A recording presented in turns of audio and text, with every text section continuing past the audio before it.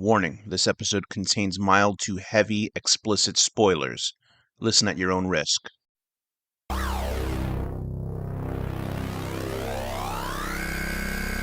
Reviews, discussions, and theories about films in horror, sci-fi, and genre.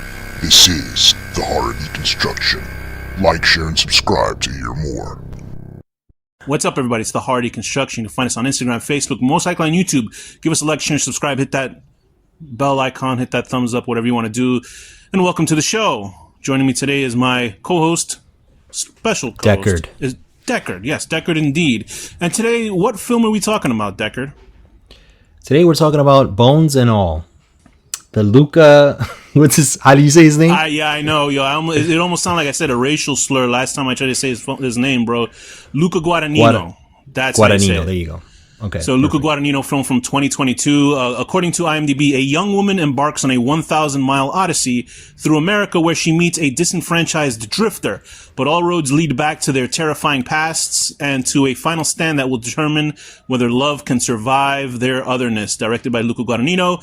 Written by David Kajagnik, based on the novel by Camille D'Angelo, starring Timothee Chalamet, Taylor Russell, and Mark Rylance. Those are basically the triptych of this film. They're very much the three-headed Cerebus of this movie. They're very all good actors, and everybody else is small fries. So why did you want to talk about Bones and All? Because I know we were sort of just talking about it a little bit, and you were like, "Oh man, I love this movie." So why don't you give us a little bit of information about this film in the first place? Like, what was the moment at this film that you were like, "Whoa, I love this movie"? I think it's just the combination of the story and sort of like the style of the movie. I've only seen this and Suspiria. I haven't seen what's the other film with Timothee Chalamet? The one with the woman eater, right? No. Yeah. The guy who dude is just losing me. Anyway, wishes he could eat women. Oh, Call Me by Your Name. Call Me by Your Name. Which is the right. movie that sort of I guess put Luca and even Timothy on the map. Yeah, I think that definitely put Timothy on the map, and it revived the career of that one guy. And what is his name again? Armie Hammer, and then he destroyed it. Okay. So, okay, I didn't even think his career was on the downslope. Maybe it was from the Lone Ranger, right? Probably. Yeah, that was supposed to be. And you know what? I didn't hate that movie, but there's many reasons to hate that movie, but I didn't particularly hate that movie. But go ahead. I agree. So anyway, and when I really loved Suspiria, I thought it was a really good film. And absolutely. So when this one came, I saw the trailer and I'm like, this looks interesting. I like the guy's style, so let me check this out. And watching it really I guess it was my expectation for it. It equaled them. It equaled my expectation, or even went over them, because I was like, I just from Suspiria, I knew the guy's style. Like, he has this very it's sort of gritty style, but he has it's also stylistic. Like, he doesn't do a lot of crazy visuals, but his shots and just the way he looks at the world and the characters is very interesting. It's very grounded. Very grounded, yet it has a very stylistic way, but it's not over stylized. You know what I mean? Right. It's grounded while having a dreamlike sort of feel to it. It has a dreamlike feel, and so this film has that, and I think it has that and more. It just has a lot of different.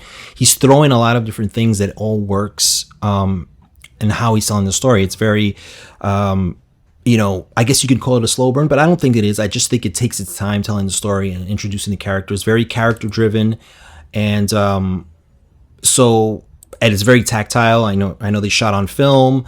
And it just, his style is, and the way he directs actors and the performances in his films are really good. So that's why I love the film. And then the story too. Which is very unique, and it has a very specific, I don't know how to say like an ambience to tone, it, like a feeling to it. The ambience, the tone, but also what it's about is it's a very specific thing. So I don't know if you want to go into. Yeah, I'll get into the story. So I just want to get into how I got into Luca Guadagnino also. Sure.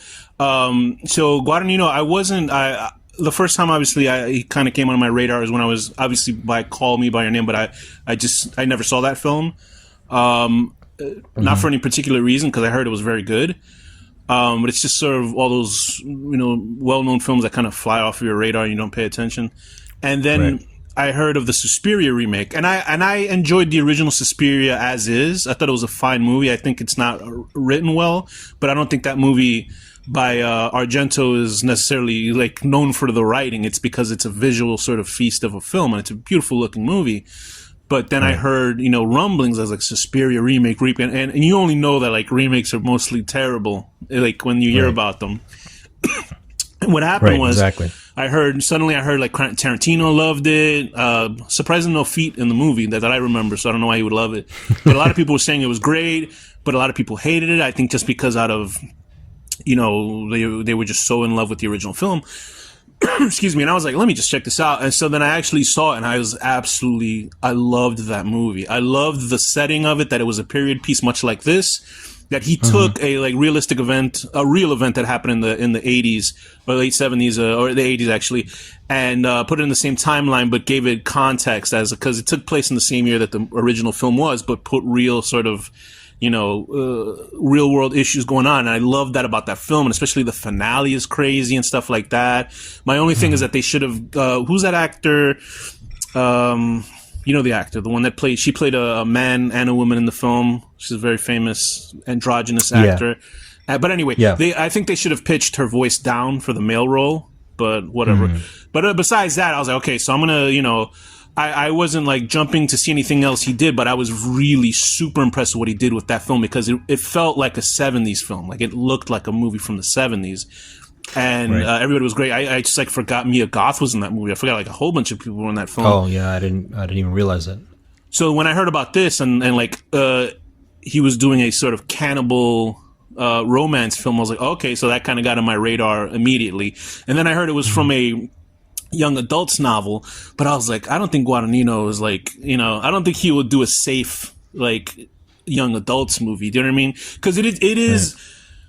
I started listening to the audiobook. I didn't get to go through all of it, but from the parts already that I was listening to, and I read up on the differences between the book and the film, it's very much a young adult's novel, because when I was reading it, like, it starts out with her, the female character. Taylor Russell plays the character Marin in this film, and in the book, she recollects her actually eating her babysitter's face.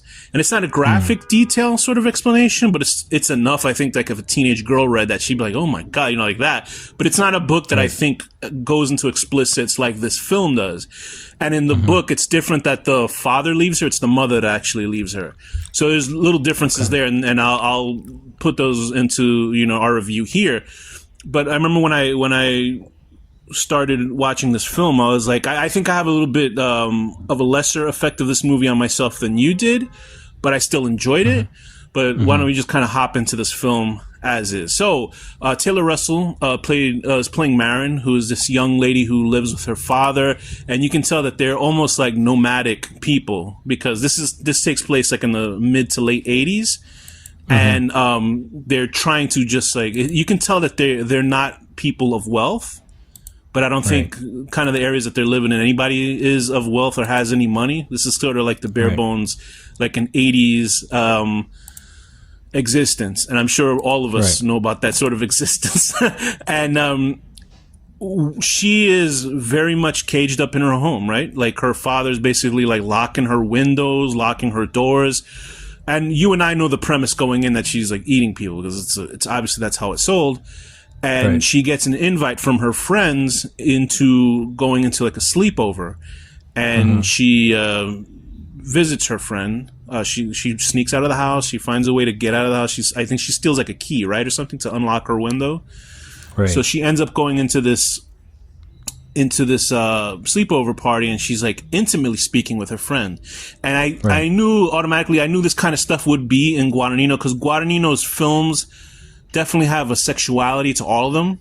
Like that, to me, he's like a hornier version of like horror directors. He's like a hornier version of Cronenberg. You know what I mean? Right. And that part where she's speaking closely to that girl, like you definitely can see like sort of like sexual fireworks. Like these girls Absolutely. are like, she was like I think she's like 17 or 16 in the scene, but Guadagnino is like he realizes people have, you know, sexuality once people are like 12 and 13, but it doesn't feel like exploitative. It just sort of feels more like an exploration in this. Right. Because obviously she has been cramped up with her dad this whole time, and like you know, and I'm sure any interaction with anybody else who shows, like, think about childhood, like when we were in junior high or something, when somebody of the opposite sex or same sex to, you know, certain people, like when a girl would speak to me, I'm like, oh my god, this girl loves me, like she loves me, you know what I mean? Like it's like one of those things, not like how people take it nowadays, not like Sully, you know what I mean? But like you, like if anybody speaks to you, you like almost automatically are like smitten if you're not given any attention at all. So why don't you tell me what happens between this young lass and her friend as they speak closely, Marin and this young girl in their shared sort of bed space? Yeah, so they're it's a slumber party. It's 4 girls in total, including our main character, which is her name is Marin, right? Yeah, and they're actually under this glass table lying face up, and then the girls are like they're coloring their nails. So it's actually a great shot and a great way to show like where everyone is in the room, because we're seeing we're watching their interaction as they're lying face up through the glass, and then when in reverse shot to look at the other girls who are trying to, like, they're painting their nails and they're trying to interrupt them. And the one girl that she's sort of having this moment with is kind of like annoyed that they interrupted them. She's like, we're talking, you know? So that tells me that the girl is also kind of has an attraction to her. Like she wants to continue having this intimate moment. So as they're like... It seems like a small town kind of thing where, you know, like people experiment. Kind of, there is that joke just before you go on that they always say when girls party, it's always like, it was, I saw a meme of it. Like when straight girls party, it's just like, these women like kissing each other, and then the other shot was like when lesbians party, they're just like hanging out, chilling and shit. So it's like so funny because it's like, yeah, that's kind of like what happens in this film. But please continue when she's intimately speaking to her friend. So she's talking to her friend, and then I think she tells her to look at her nail polish or smell it or something. Wasn't it to blow on it or something? To blow on it. Yeah. And when she goes to blow on it, she puts the other girl's finger in her mouth, and for a second the other girl is like, oh, this is something sexual, I'm into this, until she bites down on her finger and literally peels the skin off her bone. She degloves the finger, right? Yeah, bro. Yeah. And then she just starts screaming, and everybody just starts freaking out, and they pull her out. They pull her off the friend who's like just screaming, and she just runs out of the room. So it's like a bone. Like her finger's just like a bone, yeah. Bro. When I saw that, I would have rather she just bit the whole finger off, because I was just like, it reminded me of Gerald's Game. You know the movie we were talking about a couple of days ago? Yeah. I cannot see that. I cannot look at that. Whenever like it's degloved, there's flesh coming off. I was like, oh my! And this is like an effective graphic. It's a very graphic shot of that bone coming off. Oh, the bone staying in. Oh my god! Yeah, it's pretty much like it's like you peel the chicken off a bone. You know what I mean? Basically.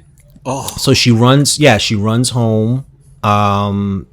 And she goes.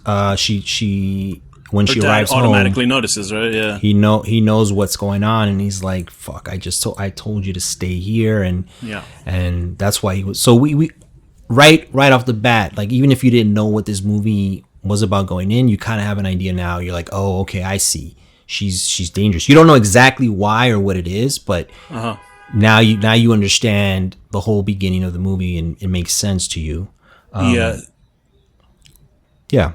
So as I was going into the background of the book, because I was looking at the differences between the book and the film itself. So here's some of them off the bat before we get into the rest of the movie. Is that they call these people eaters? You know, the ones that kind of just eat these people. I thought it was for some reason feeders, but feeders is actually, if you look at feeders is a fetish.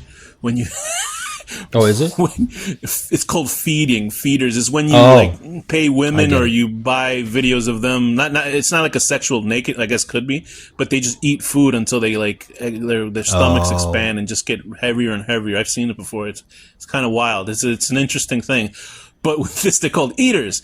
And the book is very clearly more attuned to like Twilight. Do you know what I mean? That sort of star-crossed lovers kind of thing, but they're both eaters in this. But the world is the star-crossed thing. You know what I mean? Like these two people that are different, but they can only find solace with each other because the world is, would toss them in the garbage if they knew they were. And obviously, and in the difference in the book towards the film is that they can't really get laid because they would like eat each other.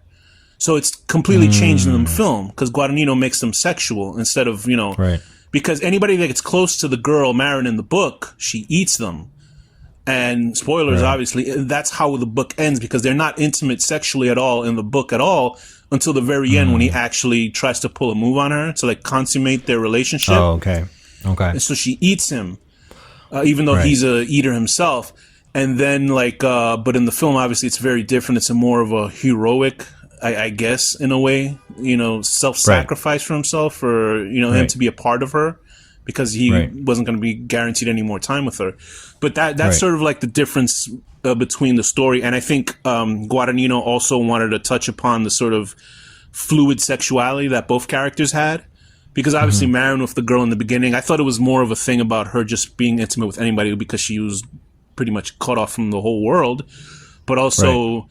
We get to see that with Timothee Chalamet's character very graphically, Lee, when he is looking to score some food in the form of a carny worker and giving him a very graphic reach around. So that's showing how he survived, off the grid. But I think why don't we talk about the relationship between these two characters because they do meet up during the conflict, which is she ends up being. Her father leaves her. He gives her her birth certificate, which has the information of her mother's name on it. So she's trying to find that town because she's 18. I didn't like catch that when I read that because he gave her like letters for her to read, right, about her life and stuff like that. He gave her letters. He left her a tape, a cassette tape, with him telling her kind of about her life as well, right? Talking about like. What when she was a kid, and then he left her with her birth certificate. Yeah, which she finds out about the babysitter in that. It's not like the book where she like recollects it to the reader. Right, she finds out about it, and then he leaves her birth certificate. And I remember it said 1970. So she's this like movie 18, takes place in right? the 80s. Yeah. This movie takes place in the early 80s. So that's how like we know that it's like 1988 or something. Yeah, right. Or whatever the case may be. So she's sort of she breaks down crying when she knows that her dad left, but her dad has no other choice because he can't live a life like that anymore. Yeah, he can't live a life like that, and she's old enough now, and like he can't just keep her, in the house, whatever. So he gives her that to sort of like let her do what she wants with it, and she wants to go and find her mother. So that's where the story sort of begins. So she buys a Greyhound bus ticket and heads on her way to find her mother, pretty much. Yeah, it's kind of selfish on the dad's end, but also it's sort of not, because like what kind of life really is that? Yeah, because you kind of look at if there's people who have like special needs children, like what do they do exactly? So he doesn't seem to have this affliction. He seems to be normal, right? So yeah, he seems like a normal guy. What he wants to live his life, I'm sure, and he's like, well, there's nothing I can do. Like, what am I gonna do? You know what I mean? So it kind of makes sense in that way. Yeah. It's definitely fucked up, but it makes sense, Yeah, and I jumped over a big thing before I even introduced Timothee Chalamet. She runs into another eater. One of the, I guess, the true standout of this film that you and I both agreed on. Why don't you tell us a little bit about Mark Rylance playing Sully? So she I forgot what state she ends up in. this movie is a road movie. They go to so many different states, so it's like Right. I'm not gonna remember every state that they go to. But she ends up at a state, and she's waiting at the bus stop, and it's this very rural bus stop in this rural town, and there's nobody around, and she sees just this guy standing staring at her, and he walks over to her. Yeah. Spooky because he's just there, and little by little through the conversation, he's an older man. He has like a hat. What kind of hat is that? A fedora. Yeah, whatever. it's a little fedora, and he has a jacket with all these pins on him. It looks He like has a it's pins jacket, from like different a- states or something. Right, and he has like a vest too, and then he has like a tail. What is that called? It's like a rabbit. His hair is a rabbit tail, whatever. And so he he goes up to her and they start talking, and then right away you know that because he tells her I smelled you from wherever, and so right away you know that he's one of them, and he even says the word eaters. He's like I look for other eaters or something. He says it in some way, but he's the first one to mention that word. And so he's like, come on, I'll make something for you to eat. And so she follows him to this house that he's staying at. And they walk in, and so we start to see this guy, and he's very like, the performance is very peculiar and strange. Oh yeah, that's great. And he even changes his physicality, like the way he walks and everything. Like he's that kind of actor, you know what I mean? Yeah, apparently, like I remember a big hubbub. I think in the Oscars when Mark Rylance won an Oscar over like well-known actors. It was a joke. Sylvester being Stallone. like, who's this guy? Who's this guy? Yeah. But like you it can was see just from Stallone. here. You can see Stallone was supposed to be. Stallone was supposed to win for Creed. There you go. And everybody was like, "What the? Who is this?" But hey, that's what Stallone gets for forgetting the names of the director and the actor who actually helped create Creed with him. But that's what goes on. But that's what happens. Rylance is incredible in this film. Like, absolutely. I can't even imagine anybody else playing that character. It's just such a like. It's such an off-putting role. Like and it was funny because in the book I remember this too, that it's actually her grandfather who's a mentor. So they changed it for the film to, I guess, add this because it becomes like a sexual thing. Not her having a sexual relationship with him, but him being this sort of. He almost becomes this like toxic dude who's like expecting things from her because he helped her just a little bit, and I'm sure we'll get into that because like it's very from the times. Although I'm sure this has been from the beginning of time. This sort of situation for certain women has been happening with guys just being like, "Hey, I gave you a handshake. Like, shouldn't you like marry me?" It's that kind of thing. Yeah, absolutely. But like, and it was so funny because I was expecting when he's like, when he's cooking up the chickens for her, like for some reason I was thinking about vampire movies, like when they can't eat normal food because it makes them like vomit, they can only drink blood. For some reason I thought they could only eat humans, but I guess human food is the only thing that can really satiate these people, like human bodies and stuff. And that's one thing I want to get into. Sure, go ahead. That's great about this film is that everything is sort of like suggested through like things that you hear, dialogue, and like you never really know what is behind like the sickness that they have or whatever it is that they're born with.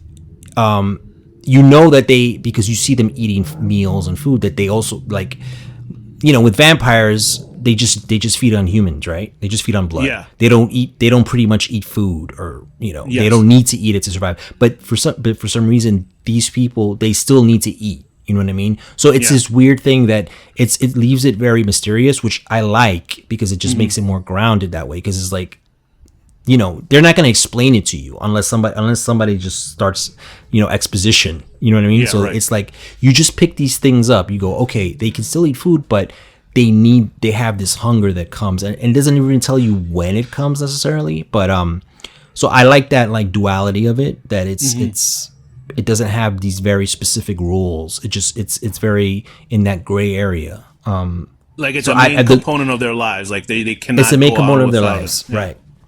And I like that, and that's all throughout the film with all different types of like information. It's like it's never necessarily told to you straightforward. Yeah. It's always like little things that you pick up here and there, or just through conversations, or just hearing things. Yeah, and the violence in the film is not.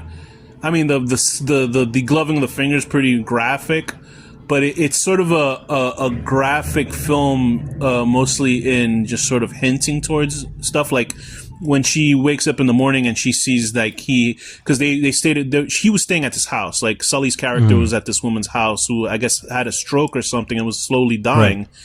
And so she wakes up in the morning and sees him like in his underwear, bent over, like eating a piece of her, stomach out. But it cuts very quickly before it goes to the next shot. And so we don't see complete gore. We do see him covered in gore, but it's not like extremely graphic. So it's that I like I think that sort of Cronenberg-esque sort of gore is way more like effective than like over the top gore. Like if you were seeing Kill Bill or something, I enjoy both types. Right. But I think it's more effective and it's much better when it's done in this type of sort of realistic drama, because I think it just gives it a particularly more gruesome punch to like a type of film, which this straggles a line between a genre film and a drama piece, because they're like the way that it's shot and how seriously it's taken is like very much like this is like a Merchant Ivory type of film that it's shot. You know what I mean? And even the condition that they have, it's like it never goes to like supernatural elements. Like might think of it at first, like you're like, what are they really? But then it's just more organic. It's like, it's just they're cannibals pretty much, but they also have a little bit of like some inborn genetic thing or something where they can their senses, like their sense of smell is stronger than other people. So it's like it's very grounded. It never goes to a point where it's like they're not creatures, they're not supernatural, they're just something that like maybe it's a genetic thing. You know what I mean? If this movie was made in the 2000s, like Sully's character would have a big speech at the end. And like, didn't you ever feel, didn't you look at the moon? And he'd turn into a fucking werewolf or something. And you hear like metal music. Exactly. That's the kind of movie it would have been back then. But thankfully, Guadagnino is like an actual respectable director that would like, that there's any problem with sort of going that goofy route. But this, I think it was more appropriate for this film being a little bit more mysterious. But anyway, she hauls ass out of town, rightfully so, because she got the vibes. Like, this movie was like, it's like a real, like, a realistic look at a woman who like says, damn, she was lucky that first night that he didn't try anything. You know what I mean? Because there's a lot of women that she was trepidatious with him from the beginning. Like she was like, even when he invited her in, she didn't believe like that when they saw that woman lying on the floor. He was like, oh, I found her that way. And she was like, you're lying, because she thinks, she doesn't trust them. Right. Up until the morning when he like offers her to come in and feed on this woman, when that's sort of like when she starts trusting him a bit. But then he shows her he has this it's a bag with hair. Yeah, right. Oof. It's a rope. It's all his victims. He collects their hair and then he ties them up in like this long rope. He braids it, right, and then turns braids. It into like he braids it. Yeah. Right, and then he pulls it out for her, and it's like super long, and so I think that is like weirds her out even more. So that's why she's like, I gotta get she's disgusted by her situation. She's not like she's embracing disgusted. It like he has, but he's embraced it a little bit too much. You know what I mean? So it's just too like much. If somebody has like a heroin like addiction and then like they wear a t-shirt that says I love heroin as opposed to somebody trying to kick it, you know what I mean? It's just like that's a little bit too much for me, but it's very real. Like I understand, because it's dangerous, especially young women on their own and stuff like that. There's like a bunch of YouTube channels. I was watching a recap of this young girl or a young woman, like her mid-20s. She's a gorgeous woman by herself. Is a van life. You know what van life is? Basically, you live in your camper and then you just sort of stop wherever you want to, like a nomad. And then she like recorded herself because she does vlogs. And then one day, like this guy just sort of drives up to her like in the middle of nowhere. Goes, oh, I'm just watching, just seeing, anybody who needs water. And he kept like, and this is real, like this is real footage because she hid the camera. He's like, I let people come to my house, if you want to take a shower. And he mentioned the phrase, you can take a shower at my house like 4 or 5 times. So like, and she was like, I'm out. So she like sort of dipped. But that like, that is like a real thing of like being a woman by yourself. I mean, you can be a guy by yourself and like get serial killed too. But in the like Occam's Razor, when it's like a woman by herself and there's like creeps around, this is a very good representation of a very fast escalation of a guy expecting something from, like, because I think with his character Sully, he had this intimate moment that he doesn't share a lot with other people because he's an eater. And who knows what he's done to other eaters that didn't, weren't with him. You know what I mean? Those braids can certainly be hair from another eater that he knew. Sure. And so he does say, I don't eat other eaters or something. Okay. He says that, but he could be lying, of course. Absolutely. So, but she does end up meeting, now we can say that she ends up meeting Chalamet's character, Lee. So why don't you talk about Lee's character?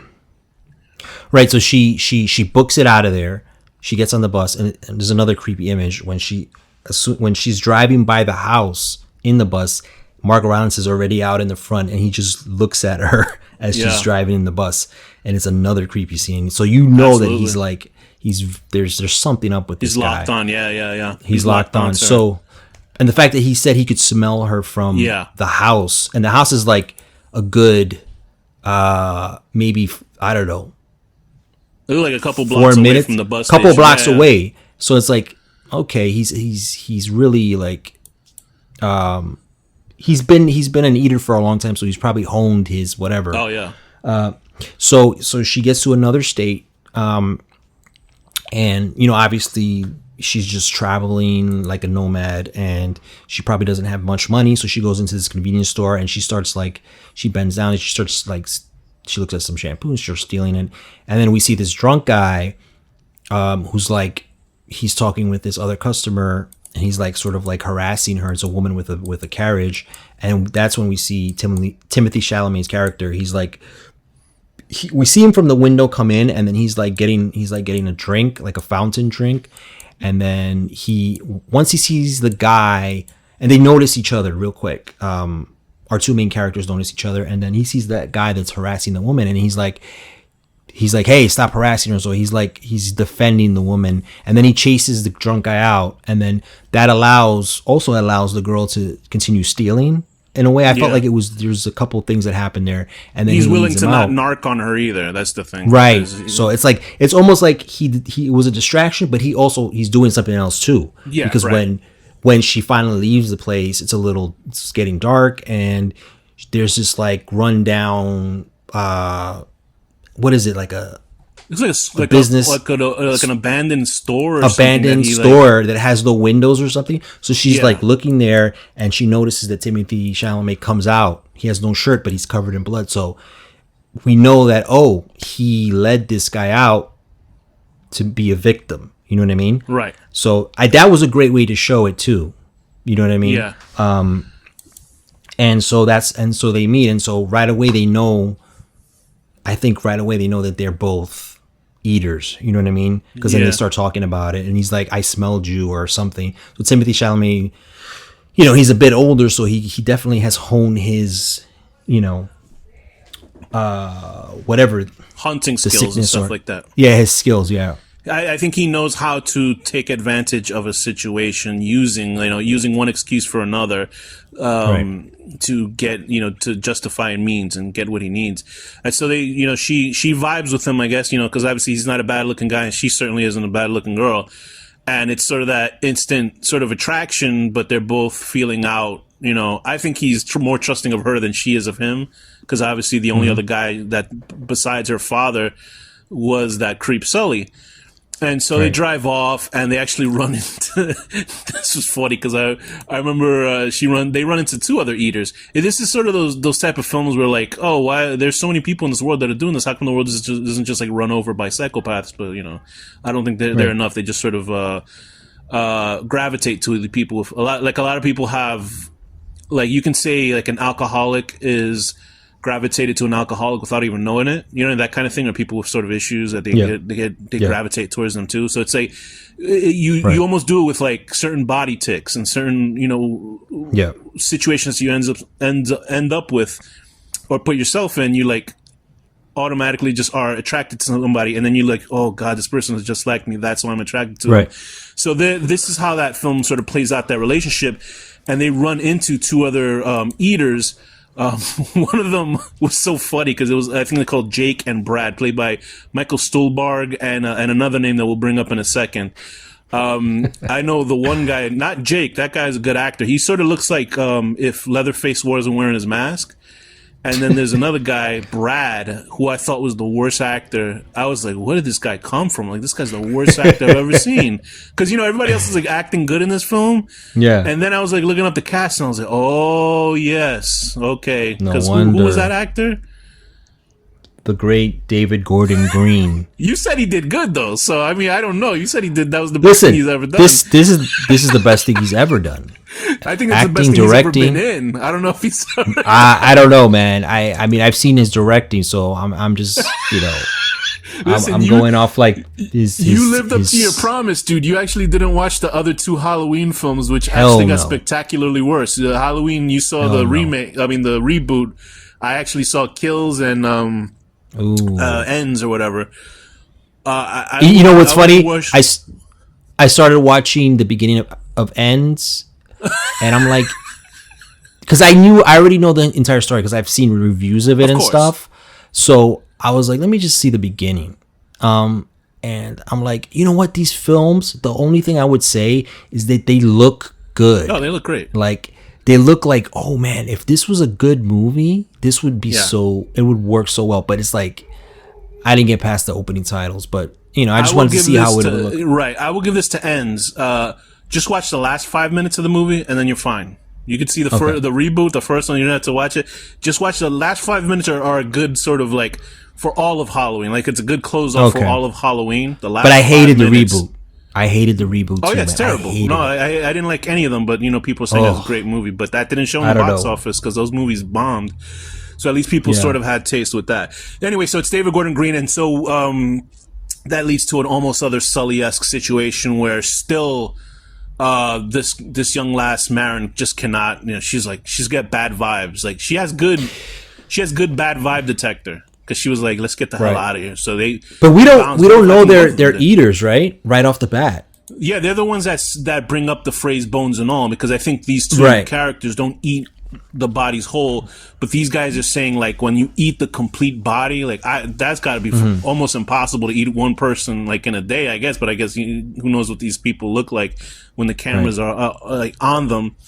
And they said like they almost like say that the bones and all is almost like a religious experience, like you're fully consuming a person, like everything. So obviously their jaws must be completely different. Their teeth must be completely different to like completely consume bone. Because I can't imagine eating bone, but I guess that's what the difference is here. And so they you have anything to say about those guys, or you want to go on to the next part? I mean, it was a creepy scene. I mean, Michael Stuhlbarg. I mean, we've seen him in so many other things that he's always great in. It's just he has kind of like this long monologue, like you said. He mentions the bones and all, and about consuming, and so like that was the only thing. Like at first. We're not 100% sure that they are eaters, but then they start to recognize that they are. And also, I think the reason like that they come upon them is probably because also they probably can smell them as well. Right. You know, I feel like that's the way that they connect around the world or whatever in America, or whatever. So they sort of he has this monologue, and then they sort of they're trepidatious, you know, on it because they're kind of creepy and stuff. So they our two main characters sleep in their car, and these guys pass out, so they like he starts the car and they try to get away, and Michael Stuhlbarg wakes up and he chases them. So then they turn on the car because he was backing up with the car off in neutral.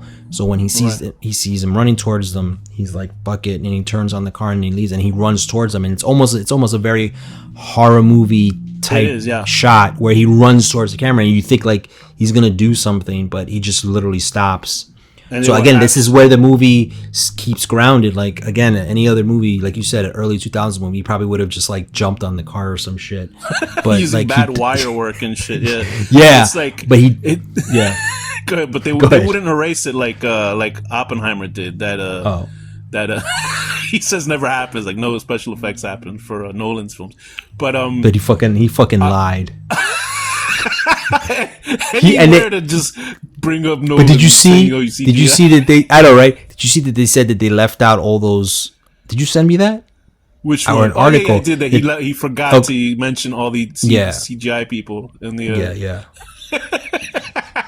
But anyway, what a piece of shit. So these characters, Lee and I keep forgetting her name, Marin, were correct in there, because like, what other reason would guys chase your car unless there was something going on? Like. If the group of people like just drove off into the night, I'd be like, okay, whatever. Unless I had like hundreds of dollars on me that was missing, I wouldn't chase their car. I'd be like, okay, whatever. Like I don't want to be friends with somebody that bad if they drive off. So obviously something was going on with those two other dudes, because the one guy wasn't even an eater, right? He just decided, like David Gordon Green's character wasn't even an eater. He just decided to eat with this guy, which made him even more. Yeah, he says that. I didn't pick that up. Yeah, okay. No, he says that. Jake says that. I wasn't. Oh, maybe I wasn't paying attention because of David Gordon Green. His acting was that bad, you forgot it. But yeah, his character wasn't an eater, like an actual, like, I guess, blood-born eater. He just like started eating with them, and so he adapted to it. Okay, right. So that's horrible. Yeah, it is. So that's when they decide that Marin is starting to get hungry because she hasn't eaten since, I guess, the old lady that she ate with Sully, and they decide to like. Lee decides to pick up on a carny worker, for a little gay tryst in the woods. And when it ends up happening, he kills that guy in a pretty, like, he thinks he slits his throat while he's giving him a handy, and he's eating him. And this is when Marin is like, oh shit. Like, Marin is screwed because she wants to be a good person, but she cannot help her, this is her instinct to do this. She has to eat him. She's fighting against it. Like, she's fighting because she thinks it's wrong to actually, to kill people, right? And we're gonna see it here in this scene. So they go to another town or whatever, or another state. I'm not sure, but I think they go to another state and they go to a carnival. There's just one thing about this carnival. I love the way it's shot in the beginning. Mm-hmm. Like, again, this movie is very subtle, but the shots are amazing, and even the angles. Like, he uses a lot of wide angles, and then he also uses a lot of like close-up shots. Like, he's using every tool, and just the way, like, as subtle as this movie is, there's a shot where they're on the Ferris wheel, and it's like looking straight towards them, and it's just the way it's framed is so beautiful.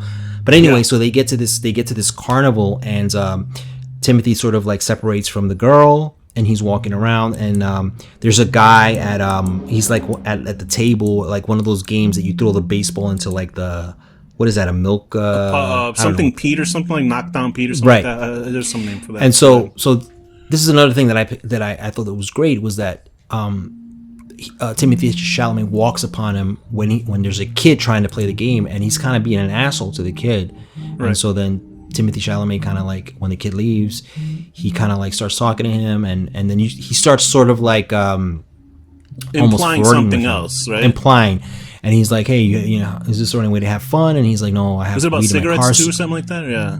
He said he has weed in his car. Right. So he's like, "Oh yeah, so you want to meet at 11?" So already Timothee Chalamet is like putting the moves on him for a specific reason. But the thing that I thought it was great is that, like, I feel like Timothee Chalamet, it shows what kind of person he is, because he sort of like looks for the assholes of the world to eat. You know what I mean? Like the first guy at the convenience store was a dick, was harassing his woman, and this guy was kind of an asshole because he was being a dick to the kid. So it's like, once he's testing out the situation. It's a very broad range of an asshole, but fair enough. He is not picking like a nice person. That's what we'll say for sure. But his options are limited, so he has to like find something to make him go forward with it. So anyway, plausible deniability for the film.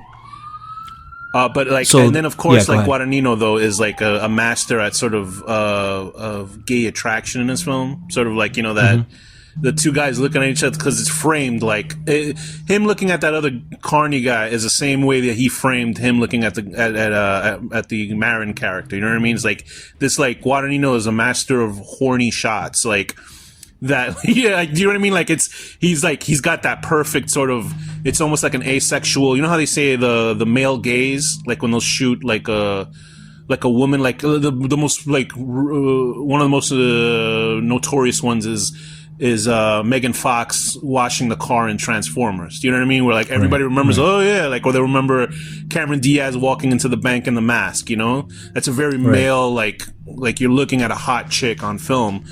And the way that Guadagnino does it here is that he does it for both sexes. Like he'll frame a guy in a certain way that I guess, you know, another man would watch him. Although I would assume a guy would just look at another guy like they do like Cameron Diaz, you know what I mean? But for a different sexual reason. But he knows how to frame and capture somebody sort of like a sexual ignition. You know what I mean? Like a fire sparking between characters. I assume that's what Call Me By Your Name has a lot of that, because that's basically what it's about. But in this, when he captures that moment, it's just like, oh, this guy Guadagnino knows what he's doing. There's no words. It's just the eyes, like the flick of the eyes to one character to the next, and you believe it for everybody in this film. And he takes that guy out in the woods, does what he does, slits his throat. And the big problem from Marin is that she finds out that the guy was married with children, because they're trying to return the car, right, to see if anybody lives in the house that the car is from. I think what they do, or like what Timothee Chalamet's character does, is like every time he kills somebody, he takes their belongings, like their wallet, and then he finds out where they live. And so like the first guy that we didn't mention in the beginning is when he kills the first guy, they go back to his place. Right. And so I think they're trying to do the same thing. They're like, let's see if somebody's there. Oh, and the second thing that we missed too, when he's killing, he takes him to like a cornfield, and then he's like doing the reach around, and then she comes. Marin comes behind and is watching, and then when he finally slits the throat, which is a great shot too, it's like it's all done from like far away, but it's like we're just seeing Timothee Chalamet from behind do it, and he falls to the floor, and then he's like I love this effect. It was like the guy's dying from his throat being slit, but then Timothee Chalamet like bites into his chest and just like rips out flesh. Yeah. And it reminded me of like the shots from Day of the Dead. I know you haven't seen Day of the Dead. No, I've seen a lot of pieces from it though, but I know. Oh, like if you've seen like those shots when like the humans are getting eaten by the zombies, like it has that Tom Savini like ripped flesh rubber feel, and it works great. So then he invites her over, and then they both start eating the body, and then so. I think she was a little thrown off too, that he was like having a sexual thing with the guy too. I think she was like, "What the?" You know what I mean, like that kind of thing. Because I think that also she was definitely thrown off. Go ahead. No, she was definitely thrown off. Because I think that put into her head, like, if he could just like kind of sleep with anybody like this or do sexual things with anybody, like, what does that make me feel like? So I mean, I think that like added to especially the guilt of, you know, eating. And the thing is, it's like you can look at her character and be like, oh, she's so high and mighty, but she still ate the guy, and then she felt bad. You know, but it's like, what was she gonna do? Like, she got to eat. You know what I mean? She got to, no matter what happened. Like, it's not like they're gonna go find somebody, volunteer themselves to kill themselves. You know what I mean? For them. And she decides to, she decides to fuck off, basically, right? She just like leaves them an amount of cash, right? Yeah. So they go back to the guy's house, and then she sees that there's a woman with a baby. So she's like, fuck that. The guy had a wife and kid. And then when they go back to the car, they pull down the visor, and he has like pictures of his family. And Timothee Chalamet is just pretty much like, listen, we didn't know. So it's like they have to do this. It's desperation. So they leave the car, the guy's car, and they just take off, and they go to another state. And I think at this point, she was gonna go get some supplies while he slept in the car. I think that was supposed to happen, but she ends up getting the hell out of town. She visits somebody though, right? You know that happens after she leaves. Does it? Okay. She goes and visits her grandmother. Okay. And she gets the information. That happens after she leaves. Okay, right. Yeah, that's after she leaves. Okay. So she meets with her grandmother. A very chilly sort of. So let's talk about like when she leaves. Then let's talk about when she leaves. I don't want to skip. I'm sorry if I skipped that. Yeah. So he's sleeping in the car, and she's like, "I'm gonna fill the car with gas," and then she kind of leaves the money for him, and she just books. So what do you think is her main reason for leaving? I think that she's afraid, and she does not want to put herself in the situation. She doesn't want to become heartless. I don't think she thinks that he's a completely heartless person, but I think that she is still a good person, you know, at heart. But she doesn't want to be able to be. She doesn't want to devolve into a person that can eat a person and not feel anything about it. Do you know what I mean? Like, I think that's the main thing. Like, this is all still very new to her.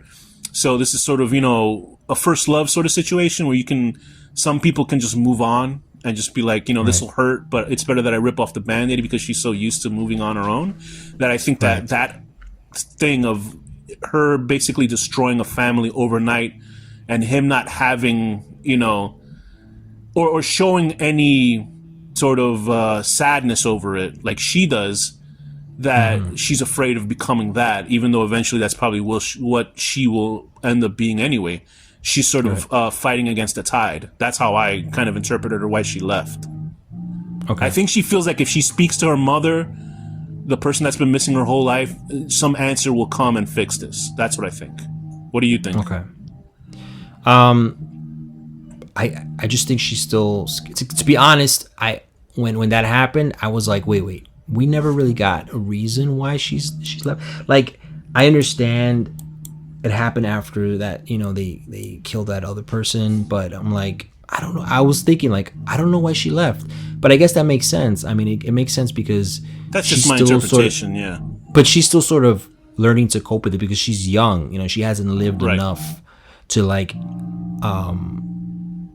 have this, be nobody's normalized. Given her the guidelines yet. And it's not normalized the way it's normalized for them, like the other people, like Timothy and the other people. You know what else I'm wondering? I was like, well, how did the father get with the mom, right?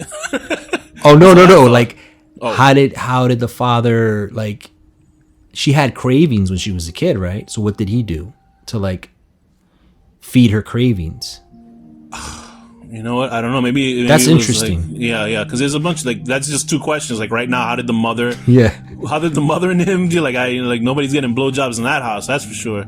And how did like he deal with her as a child? Because obviously she ate her babysitter. Yeah. And I think she ate her babysitter completely in the book. So I don't know. The bones and all thing is not in the book itself. It was brought up. It was made in the film. So apparently the writer of the film is saying that Bones and All is supposed to be a sort of comparison to loving somebody, like loving them completely, flesh and bone. So that's where that phrase comes from, because it doesn't exist. In the term, it's called the same thing, but it doesn't mean the same thing in the book. So I think that's what was, bothering her. And those questions are like pretty much legit, but I guess they're sort of things that you can never get the full answer on in any of these movies. But she ends up running away to go see her. She finds out the location of her mother's birthplace, so she finds her grandmother, right? Yeah. So she, but I know she meets up with Timothy because he goes with her, if I remember correctly. Okay. He's there with her. So I don't know what the timeline. You're right. You're right. Because they have a conversation. Because he asks her, "Do you want me to go inside with you?" Oh well, when she goes to meet his grandmother, her grandmother, Timothy's also there too. He waits outside. She gets information from the grandmother. That's correct. The grandmother says, "Oh, she gone. Leaves after she's the dead." mother. That's right. Yeah. Okay. Right. So she's like, she's dead. But then she tells her, oh no, she's not really dead. She's in an institution or something. So she tells her where it's at, and she runs out she runs out and she goes and they both go to this institution. I guess, what is it, like a mental institution or something? Yeah, it is. It seems like a 5150 place. So they go, and then Timothy doesn't go inside. She says, "Stay out here." She goes in, and a nurse takes her to the mother that's locked in a room. And she's like, "Oh, your mother's been." No, she doesn't say that. She sees her mother. So when she sees her mother, her mother has both of her hands missing. Yeah, that's played by Chloe Sevigny, by the way. Right. Who is a really good actor, and it's always weird for me how she pops up in these small roles, because she essentially had the same role. I was watching the second season of American Horror Story, a show that just got progressively worse, but in the second season it was actually quite good, and she's like playing the same kind of character, and not like a person that's eating, but a person who's like locked up and doesn't do much, and I'm like, this is like an actual like good actor. Like, why aren't they given more in this film? I think she, serves her purpose in this film, but she actually ate her own hands off, or she cut her hands off so she can't grab. Yeah.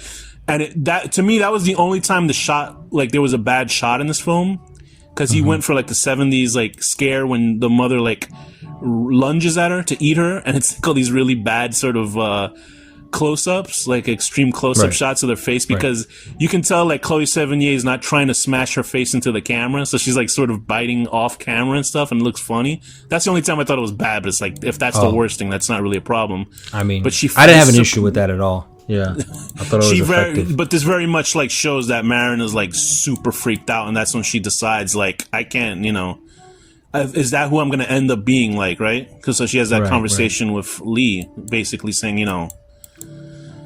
she leaves him sleeping, and she gets out of it. That's when she fucks off. So I think that's more of a motivation for her to leave. Right, there you go. Like, so I screwed up. The fact that she saw her mother. No, it's all right, bro. I mean, I just saw the movie and I forgot myself. Like, yeah.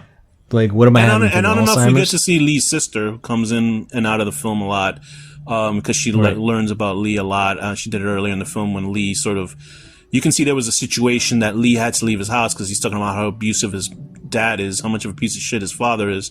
And and in the beginning you're thinking, oh, maybe his father is like, a piece of crap, and he ran out of town because something bad happened because his father had passed away, and that's why he left town. So you're always knowing, like, oh, I know he killed his dad. Like, there's no other obvious answer to that. But anyway, jumping forward to right after that, when she's on her own way, she runs into Sully again. And this is the really this was the real scary part where he like goes like mask off. And what does he like do? She's walking on the side of the road, and he's in a van, and the van pulls up, and she walks by the van. She doesn't know he's in there, and then he like starts singing a song to her, and she turns around, and he comes out of the van. So pretty much he's been following her cross country, because he mentions Timothee Chalamet's character. He knows that they're together, and she's like, I saw your boyfriend, because this is when she just ran away from him, and she's like, I saw him like driving down the road super fast. And so she's creeped out again, because she's like, she asks him, have you been following me? And so he's pretty much wants a companion. Yeah, that's pretty much what his deal is. And so he just looks super creepy, and he's pretty much telling her, we can be together, come in the van. He's driving a van, of all things. You know what I mean? He's driving a van. There's nothing more like obvious than that. And that whatever, there's a story behind what he did to get that van. You know what I mean? Yeah, because it's like a television. It's like a cable repair van. So God knows what he did. And so he's like pretty much telling her, listen, we can be a team. And she's like, I'm afraid of you, or I don't like you. And he also speaks about himself in the third person, which is pretty creepy too. And she even says, like, why do you speak about yourself in the third person? And so pretty much he wants her as a companion, because he and her, he says this line, he's like, I dried, like the blood dried next to you, something like that, right? He says this line that, like, when they were eating that woman, they dried out together, and he's like, I've never done that with another eater before. So for that makes it, like you were saying before, the thing of if when a guy sees a girl and she like holds his hand or something, or he thinks that, oh, she's mine, you know what I mean? It's the same way where he's like, that's never happened with someone else, so he feels like they're meant for each other. He should be with her. Yeah, he feels like an ownership of her, though. Right. That's the thing. And it's because they shared that moment. You know what I mean? So it's pretty much like a very stalkerish type of thing. And so, like, because the way he talks about it is almost like, oh, just a companion. But it's one of those things where, like, he would expect down the road for her to like fall in love with him, and then it becomes sexual, because he's like in his mid to late 50s, and she's just like freshly 18. And it's so funny because, like, you see on the internet when, like, now, like, on Twitter, they're like, oh my God, he's 27 and she's 18. He's a creep. But, like, this literally is like this is really like a creepy one, because, like, she's obviously giving the every body signal, right, that she's not interested in this dude. Every like key word is like, no thanks, I think you scare me, stuff like that. But he's still going on, and then he explodes on her, and he's like, oh shit, like That's real bad stuff. Like that's real, like that's he real explodes spooky shit. out of He's sort of like out of nowhere. He says fuck you, and then he says he's like ready to get back in the car, and then he like comes out again and he's like, you cunt, you fucking whatever. And then it's just the way that it's like the way that it's framed, because you're like, it's even spookier because like she was minding her own fucking business. And the fact that this guy kind of comes up to her and do that, and you're just like, oh my God, like this dude is off, man. Like this dude is real off. Cause like people have like feelings. I get that. People get caught in their feelings if they're in a relationship. But if you're not in a relationship with somebody and you do this, brother, get some help. You know what I mean? Do something about it. But he flips out on her, and she like, luckily he just kind of drives off. Like that's not for the truth, but I mean he goes off in his own ways, and she decides like, yo, the only person I can feel safe with is Lee. So she runs in. She happens to run into her sister, because I think she had drove back into the town, right? Because she just didn't know what to do with her life, and she like runs into him because he's been like camping in an area. She finds out where he is through the sister, and she runs into him. And then we see, you know, what did you think about the romance? Did the romance feel like organic to you? Did it feel real, or do you feel like it sped it up a little bit, or what? I don't know. It felt real to me. I mean, they have that one scene that happened earlier, like they go into like a barn or something, and that's when they first kiss. And so that kind of it's you know, it's like for their situation, I was totally fine with it. The fact that they are what they are, they're eaters. I feel like it makes it easier. A makes more sense. It's not. It's like if they were normal people and then they just like kind of like rushed into it, then it'll be different. Which is like 90. Like I've seen some movies before where like a character meet their first day and they'd be like, "Oh, I love you," and you're like, "What the fuck?" Like, exactly. The one that I know for me, which is a movie I didn't like but a lot of people love, is John Carpenter's Vampires. When is it not Tom Sizemore who's in the movie, or who is it? No, it's the guy who played Vincent Vega's brother. What the hell is his name? Is it Tom? No, that's not Tom Sizemore. It is, right? No, whatever. The guy that falls in love with the vampire girl within 5 hours. It's the bald. It's one of the Baldwins. It's Adam. Is it a Baldwin? No. Oh man. Yeah, it's. Well, anyway, but yeah, you're right. It was. But remember, like you saw Vampire by John Carpenter, right? Yeah, I saw that movie. Saw it. Of course, many times. And like how that, if you want to see what what's that actor's name? We're not gonna get into his political reasons. Well, what's his name? The main. James Woods. If you want to see what James Woods really thinks about people, you can just watch that movie, because you could tell he improv'd a lot of those lines, and you're like, well, this guy hates a certain group of people just from that movie itself. But I remember watching that, and like this guy fell in love with this vampire girl within 3 hours of meeting her, because I love her. I like sacrifice. And I was like, what the fuck? So this is a little bit more realistic than that, because they weren't like, you know, you could see that there was a sort of attraction because they sort of feel like they're very much There's an automatic connection because of what they are. So it's like you're going to be connected. To me, myself, when I saw this, I thought that was the weakest sort of thing, the relationship between them. But looking at it in hindsight now, that they are their certain type of, you know, whatever they are, it makes sense to that they would like hook up quicker and be a little bit more trusting of each other and more connected in that way. And especially that the scene in the field, I think, really was really good between the two of them, when they're just sort of having this loving conversation with each other, trying to figure out their future with each other, because they don't know what the future holds for them. And since he's like such a recluse and a wanderer, she's like basically trying to talk him into settling down. And I thought that was actually a pretty beautiful scene. And I loved it too. That's probably one of the strongest scenes in the entire movie. Yeah, absolutely. And that's also. Right, that's the poster, and it's also where he, because the sister tells Marin about the father, and then so she asks him about the father, and he's like, "It's actually not.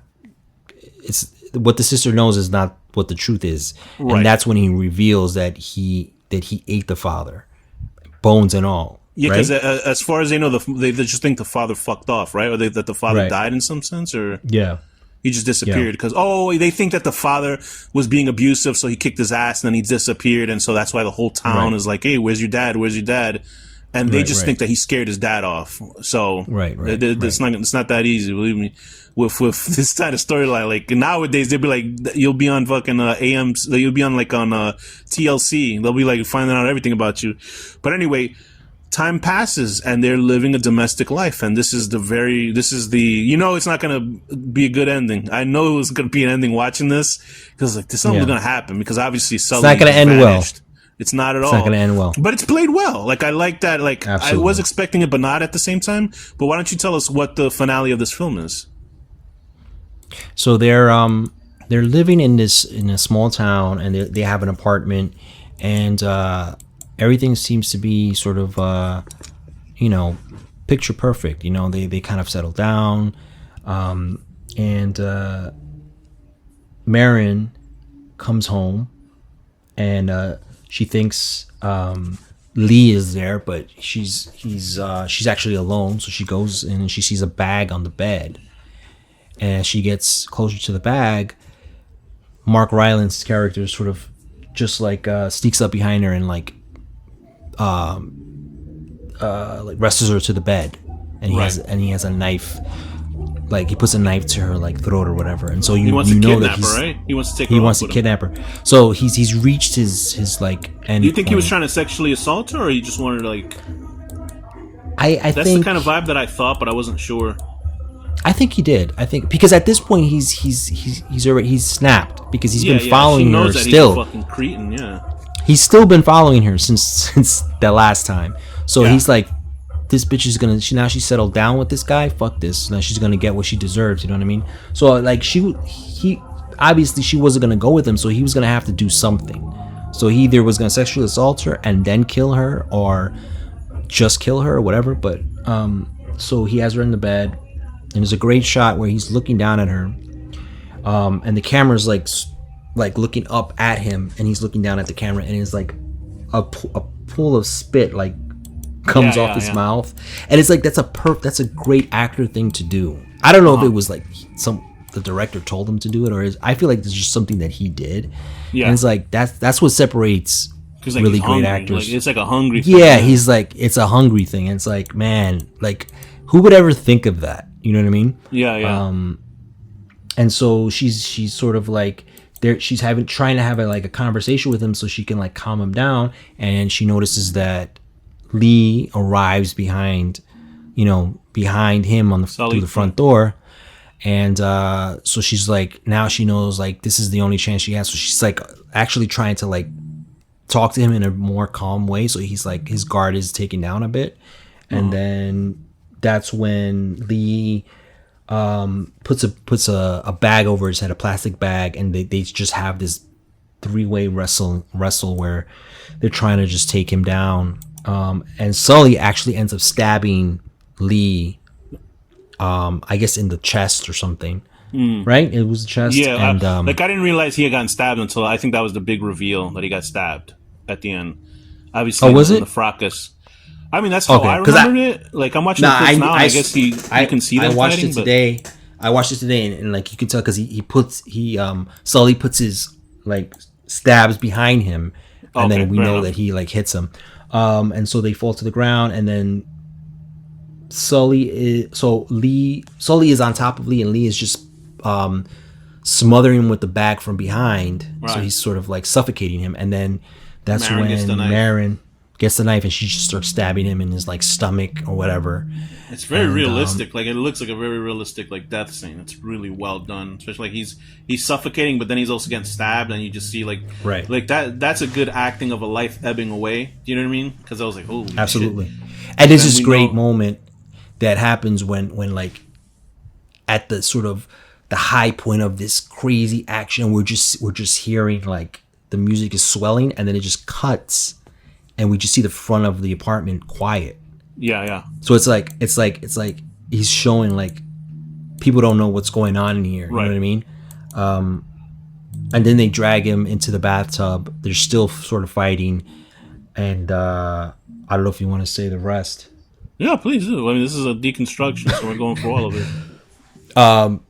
So they're trying to put him down for good, and.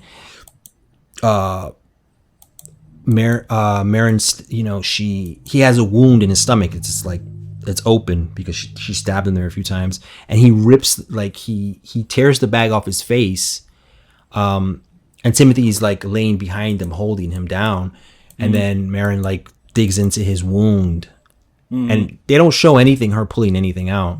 Yeah. But she's pretty much in his, like, what's going on. Yeah. Yeah. She's just like ripping through his guts and stuff. And then he like kind of like, that's when he like fades away and dies. And, so they're just left in the bathtub, and they sort of crawl out, and there's just blood everywhere. And then this is when we saw that he got stabbed, but we realized that he's probably going to die after this. Lee's probably going to die after getting stabbed. Yeah, there's no regeneration powers in this movie. No, I mean, they're not mutants or anything. No. So so she starts sort of like breaking down and trying. She's like, she doesn't want to believe that he's gonna die. Right. And I mean, it's traumatizing. This is the only person that she's connected 100% to now, besides her dad. Right. And so he sort of like falls to the ground, and she's like on top of him, like crying over him, and he pretty much just tells her, he knows he's gonna die. So he tells her, just eat me. I want you to eat me. And then when he says that, you're like, it makes perfect sense. You know what I mean? It's also because like all this time, I think he's felt bad about what happened between he and his father, because his father was a eater too and tried to eat him, and that's why he had to kill his dad. Right. But I think he's always had that guilt in him this whole time, and she's the only person that kind of absolved him of this. So I think that he felt like finally, like he got free from all that shit on his mind, but now like it's taken away from him just as easily. And I think that's why he's like, listen, just eat me so I can be a part of you. Because that's how I was like reading sort of the differences between the book and this, is that the final shot is more of a idea of, obviously it's a throwback to happier times, but it's also the idea that maybe he's still with her in a sense. Right. Exactly. So right. Because scene, yeah. Right. Because it cuts. There's a lot of like quick cuts at the end, right? Yeah, and it's like a clean house, like if they were never there. Okay, another thing too, while this is happening, Luca starts cutting to just different things in the room after this big struggle. So you see Sully's hat lying on the bed, and then it's just you see like the top of this table. It's like he cuts to like these static shots of different parts of the room. Yeah, it was beautiful. And then beautifully well done. I love that, bro. And then it cuts when she starts eating him. Then it cuts to like a clean house. You know what I mean? It's like passage of time that I think that she realized now this is her life. Like she learned to consume the guy, consume both of them, I assume, and then clean up all her tracks and leave this life behind, because her life is never going to be normal. But at least she knows now that she has the wherewithal to sort of keep a coda to herself, right? Exactly. And it's very sad. So now, it's a very super sad sort of like ending for this film. I kind of saw. I thought they would actually survive. Myself, I thought they would like make it through, but it kind of only makes sense with this sort of type of film that it's like a tragic romance. So I was like, oh yeah, it makes sense that they are like this is the obvious like way to go. But I feel like this experience now, like you said, it put her through this crazy experience, and now she knows how to handle herself in the world. Like before, you know how she doesn't. She was she didn't want to. She was afraid of becoming her mother, basically. Right. But now she's like, okay, now I know what I am, and now I know what I have to do in order to just keep surviving and going forward. I wonder how that would have played out differently if they had kept the idea of anybody getting close to her intimately, like the book, as opposed to them being intimate and her able to eat him, because then that would also make sense for the mother was able to get intimate with the father without eating him, because like, you know, that right there, I was like, wouldn't the, I don't know, because the mother's not the eater in the book. So who knows what's going on? But I was really moved. I was actually very moved by this ending of this film. Like I was just like, oh man, because I felt bad. Ultimately, I did feel bad for her. Like I'm always like, oh, you know, why are they killing innocent people here? But they didn't really kill innocent. They sort of killed innocent people in this film. But I legitimately felt bad for her because she was dealt a very bad genetic hand in this movie. And then just seeing that passage of time where like the house was clean, meaning all traces of her were gone, and she's moved on. Like I really felt bad. Like I was like, oh man. And then when it cuts to that sort of heartbreaking shot of them together, like on the dunes or in the field, which was the best. Like, oh, which was like their last, their last like. That's really where they connected. Like finally, you know. Yeah, it was awesome, man. And then it's like, then you don't know what happens, but you know that she moved on, and that's what I love about it. And maybe she went out, maybe she went to find her father. Right. Maybe they reconnected, or maybe she just went on and lived her own life or whatever. I think the book has a thing about a year after, but I think either the writer took it out or not. But there's I'm happy with this ending, that it's sort of like it's like baptism through fire sort of thing, like that was her test. That's exactly that's the phrase I was trying to find. Okay. This whole entire thing was baptism through fire. Through fire. So fire. Were there any negatives for the film for you, like that you were like only?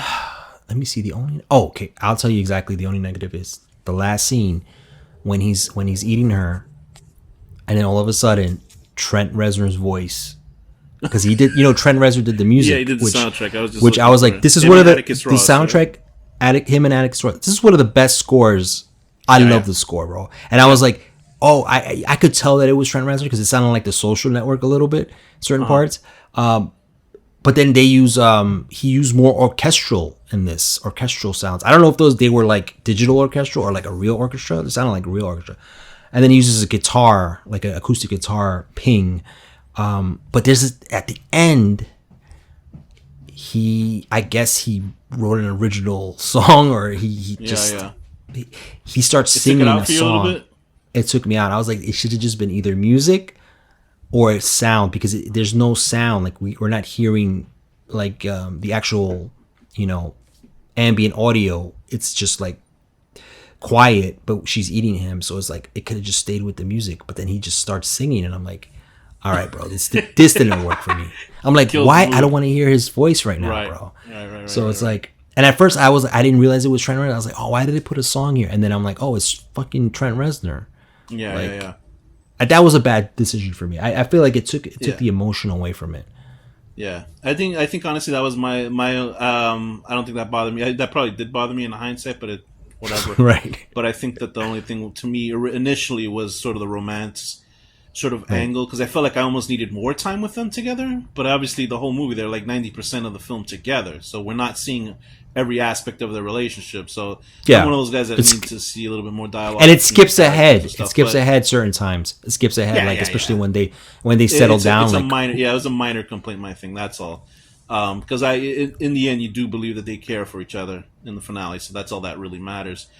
So all in all, I think the direction is great. I think that the setting of it, like in the early to mid 80s, is fantastic. All the clothing looks good. Like the shots are this beautiful grounded look to it. It's like it has this, sometimes looks like has that, what is it, not burnt out look, what is that phrase when something looks like it's been washed out? That's what I meant to say. It's not completely washed out, but it certainly looks like some sort of color stock from the 80s type of film.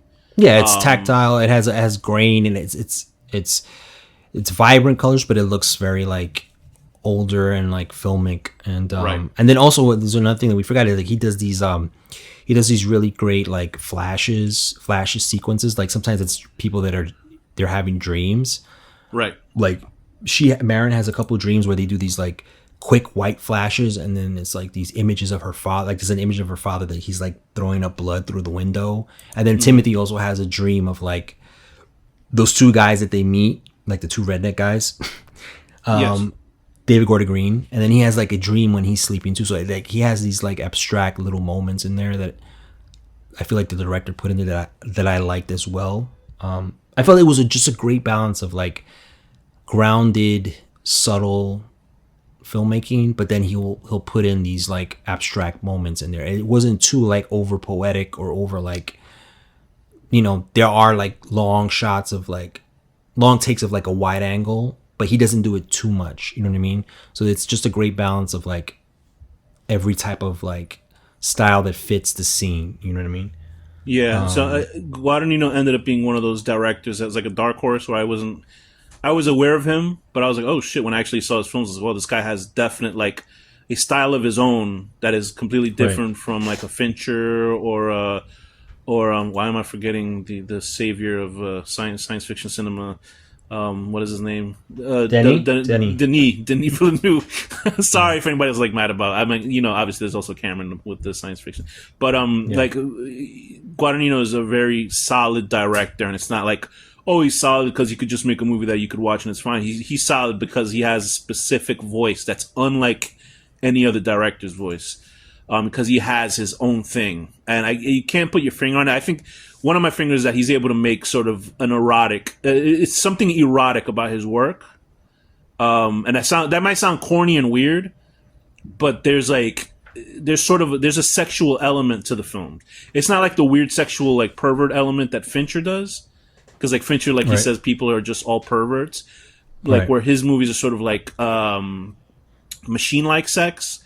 Well, Guadagnino, you feel like a heartbeat of like eroticism in his movies, and it's more organic. It's more organic. Yeah, right. It feels like a real attraction between characters. Not that there's no real attraction between characters in like Fincher movies, but like he's obviously he's focusing on something else.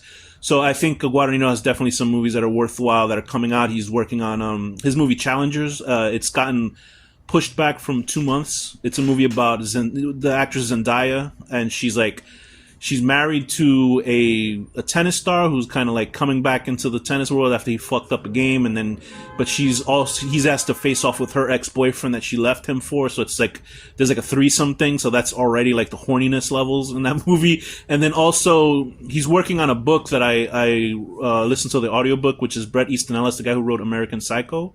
He wrote this sort of 80s slasher, like preppy horror book called The Shards, and he's directing it. And I know in that book there's like graphic sex scenes between like gay and straight stuff. So he's like completely perfect, and it's also a slasher movie. So it's gonna be it's a series, I believe, for Amazon.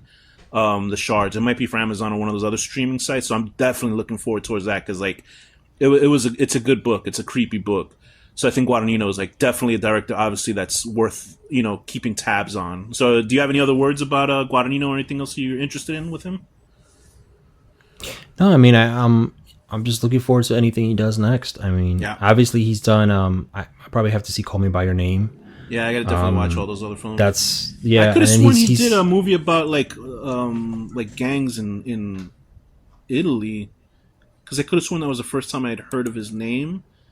Let me see if that's right, because I could have sworn. No, like Qui, the protagonist, L'Uomo Riasca. No, that's more producing. No, that is directing. Okay, he's so 7. Yeah, Find Me, I guess, was his first one. Not sure. Director. I could be wrong, but like I had an idea of another movie that he did, but I guess it was somebody else that did it. But he's certainly somebody to like absolutely watch. You know what I mean? He's just like he's a very talented dude. He's talented. I see from his filmography, he's done mainly short films before this. So I guess Call Me by Your Name might have been his first feature. I think that was the biggest one. Yeah, it might have been his actual first feature, if I'm not mistaken, because I see shorts before that. So he might have cut his teeth doing shorts, and I see a bigger feature. Splash might be a feature film. So it might be that. Okay. But Call Me by Your Name was Call Me by Your Name was his calling card. Like that was the one where that was his breakout film. And I mean, like he brought in like 2 super handsome guys doing stuff, and that wakes people up. That was his first cannibal film. Yeah. I still got to say, there was an episode of the Movies That Made Me, and they had Luca Guadagnino on, and they were interviewing him, and this guy, the guy who directed Gremlins, Joe Dante asked him. He said, "Hey, why didn't you put Armie Hammer in this movie?" I was like, "Oh my god!" And you could hear the room get like ice cold because he's still friends with Armie Hammer, Guadagnino. Oh my god! And Joe Dante cracking this joke, and you hear like the other guy. I always forget that guy's name. Josh Olsen. Like he's like struggling not to laugh, and it's like it's the most awkward joke. But trust me, it's worth. And it's also a very good episode that he's on. So if you ever listen to the podcast, The Movies That Made Me, Guadagnino. I think I've listened to it, but I forgot that joke, bro. That's fucking so, crazy. Like, awkward. Like Joe Dante doesn't give a fuck. He does. But anyway, so what rating would you give Bones and All from 2022? I give it a 7. What are we doing? What's the scale? 1 to 10, and then you name a scene from the movie that stuck out for you. Like, I think 1 to 10. I'll give it a 7. A guy's face, sort of thing. I'll get a 7.9. Okay. Maybe an 8. I'll give it an 8. Fair enough. I watched it twice, and I loved it both times. I think the scene that stands out for me. Let me see. It might be. It's probably.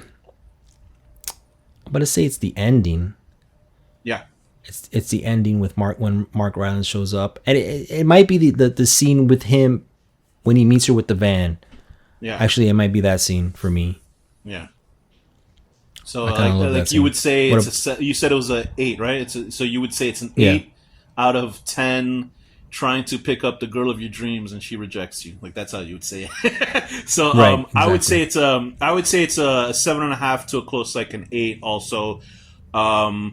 Waking up and seeing a guy in his t-shirt and undies eating out an old lady. How about that? There you go. There you go. And with that, that's a funny shot, bro. When like it really cuts is. to it, and he's just like on all fours with his like ass like and underwear. I was like, yo, I don't want to see Mark Rylance like this, bro. It's funny. I don't think that moved Guadagnino sexually at all. So no, maybe that's why he put it in.